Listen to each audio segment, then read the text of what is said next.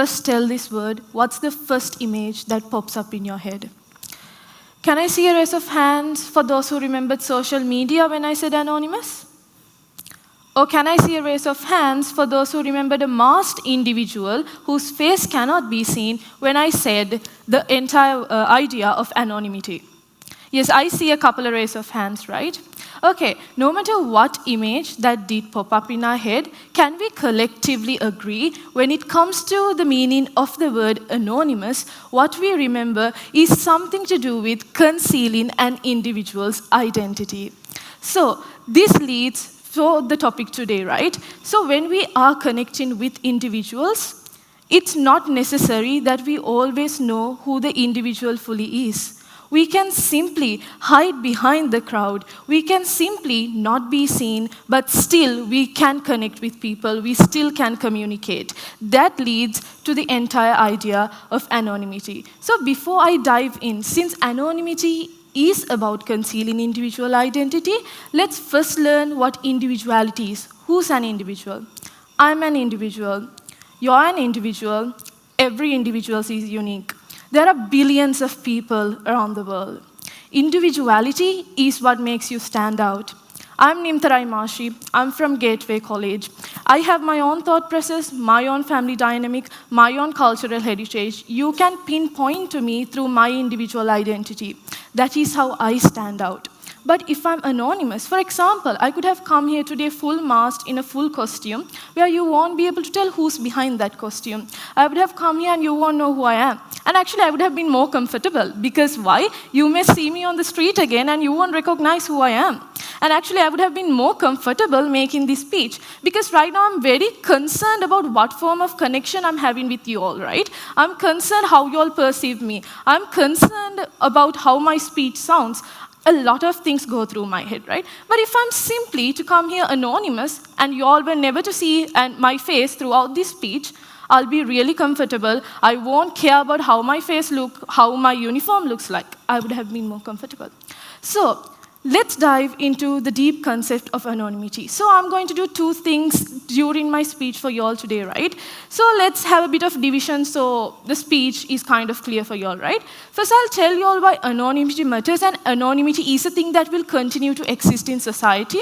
And secondly, I'll tell you what are the implications and consequences that have come with anonymity's increase due to social media and other presences, right? So first, let me start off by saying why anonymity matters. When it comes to your privacy, would you like anyone to peek into your personal life and know every single thing you do? Anonymity provides you with this right to privacy. That is where you're able to conceal things you don't want others to see, right? But at times, it can also backfire, which I'll be talking in the second section of my speech.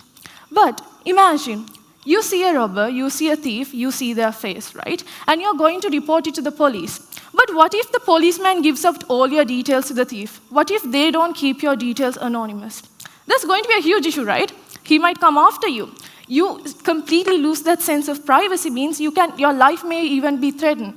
So the concept of anonymity is important to protect the concept of privacy.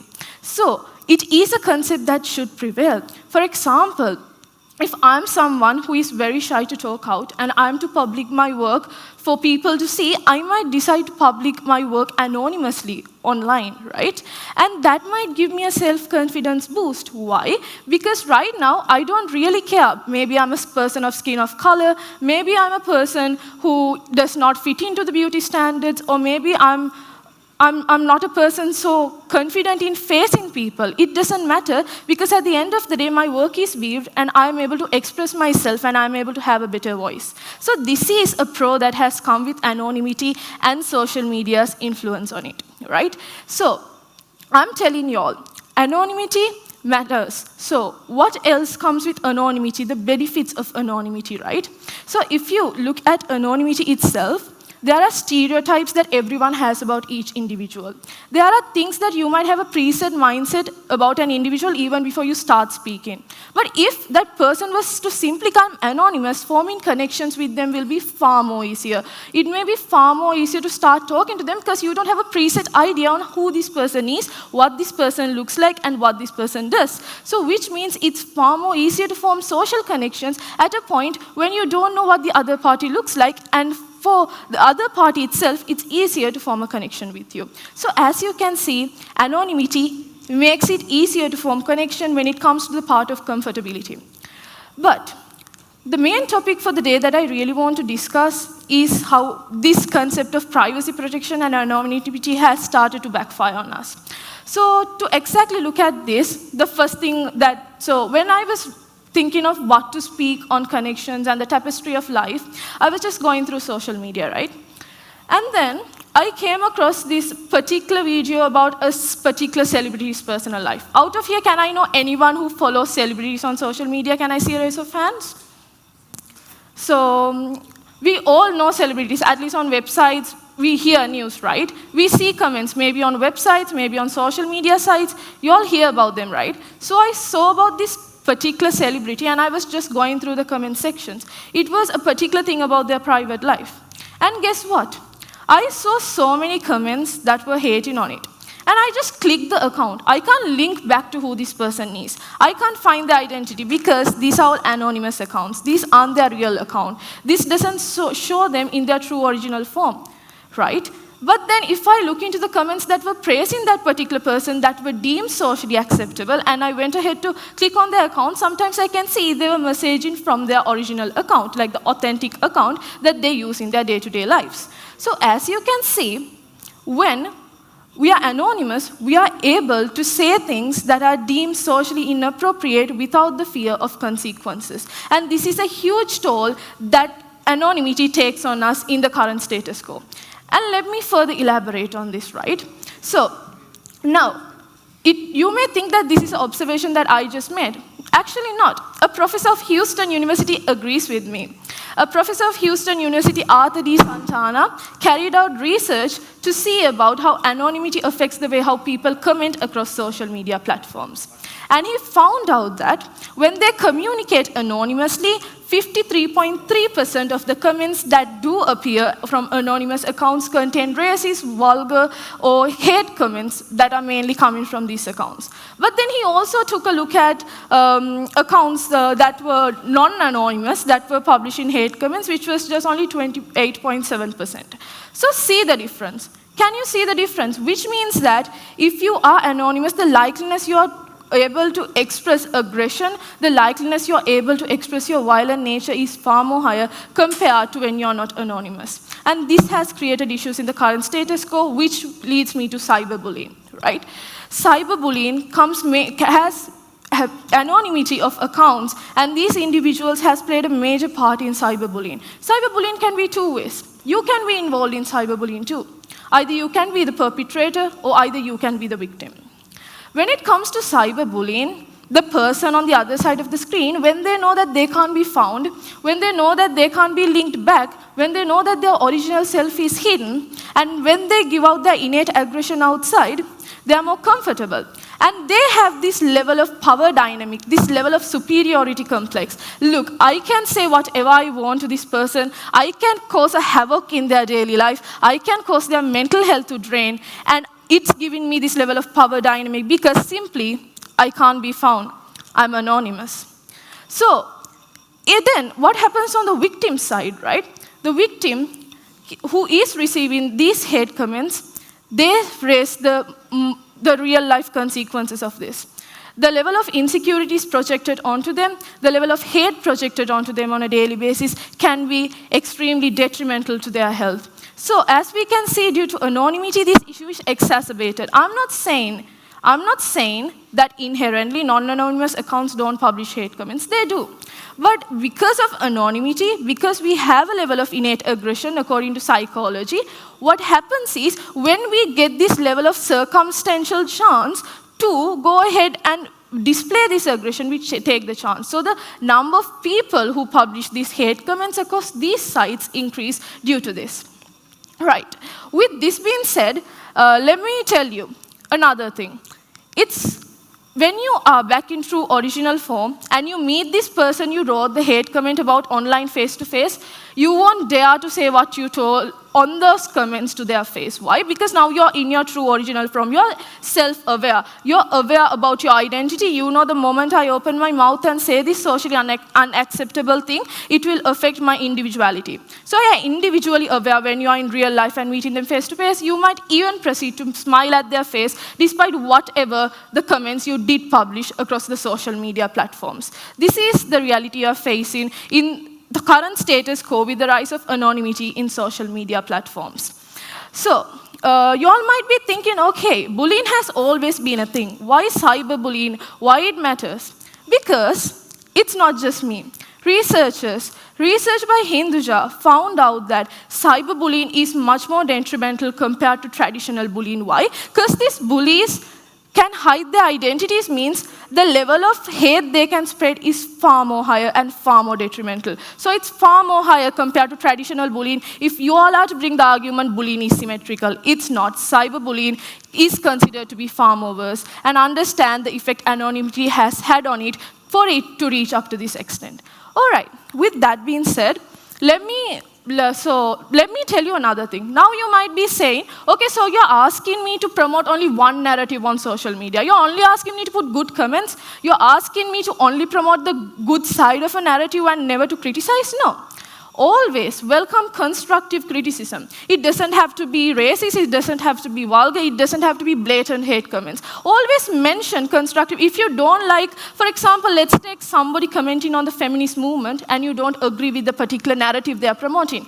You can explain, okay, look, I don't like this because I don't think this fits in the current status quo. You can always give constructive criticism rather than blatant hate comments, which you know is going to affect the other individual in a bad way, rather than making social improvements.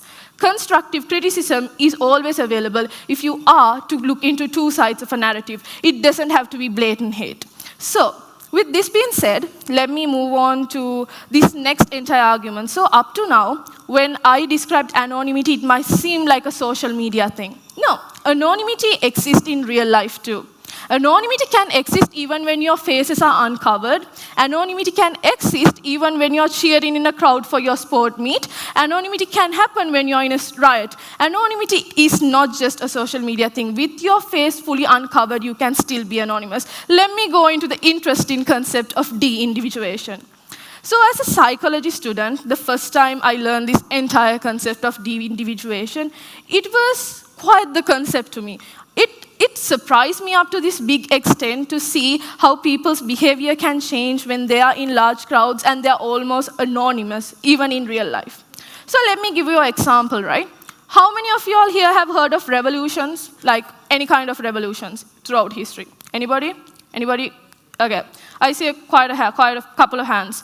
And even if you all haven't seen revolution, anyone who has seen riots, like in current status quo, maybe medical student riots, anything? University riots? Okay, quite a few hands. So, even during history, the revolution itself, if you look at revolutions, people display a lot of aggressive behavior. Why? You're in a crowd, now you're no longer yourself. If I am a member who's protesting in a crowd, I'm no longer Nimthara Imashi, I'm no longer the student, I'm no longer this individual. I'm a part of this crowd. And it's very easy for me to hide in the crowd, hide behind the shadows. So I'm likely to follow the flow of the crowd. I'm likely to cause destruction if the crowd heads to cause destruction. So what happens is, I'm also likely to display my innate aggressive behavior during these times. It can happen the other way around, obviously. If the crowd displays good behavior, you're less likely to show any aggressive behavior because you're going to be highlighted. Everyone's going to pay attention to you because they now see you as an individual if you don't follow the crowd, right? So good things can happen if the crowd behaves well, but most of the time, riots lead to aggression and people are more likely to de-individuate in the community they are in. If you're like, okay, you can't relate to riots, revolutions, and all these big concepts, anyone has gone for cheering in a school sports meet, like to cheer their teammates up? Anyone? So, quite a few hands for that. So, you know, de-individuation can happen even at this simple event. Because right now, you identify yourself as a cheer member for your school, a member of school, solely school only. What happens is, maybe something little goes wrong between the two main teams. The likeliness you're able to participate in aggression towards the other team is highly likely. Why is it highly likely? Because right now you've de-individuated into the group of people you're with. So it can happen even in your daily life. You can be a part of this de-individuation, where you feel anonymous when you're within a group of people and you follow them and their interests. This happens in daily life, and this is a very real problem that happens in real life as well. So, interesting study done by Zimbardo, a famous psychologist, right? He did a prison experiment to evaluate how de-individuation works. Pretty interesting experiment. Collected people through newspaper, like he sent out some adverts. Look, we are doing this experiment where we need a few guards and we need a few people to go as prisoners. What he did was, he took out the names of all these prisoners and made the guards call them by their number and number only. And to make this more realistic, they also made them be arrested within their houses and be taken, right? So what happened was the guards started to display aggression simply because they de-individuated into their roles, which showed that aggression was caused when de-individuation happened. This was quite an interesting experiment. So, if you feel like you can't display aggression, this anonymity thing won't affect you, it definitely will. So what I have to tell you is, at the end of the day, if you are even to make a comment anonymously, or you are to go into a crowd to cheer, always remember about your individuality. Think, if my identity wasn't to be revealed, will I have ever done this? Always think twice before you act. Thinking like your act will not have consequences just because you can't be individually identified. So with that being said, thank you everyone for listening.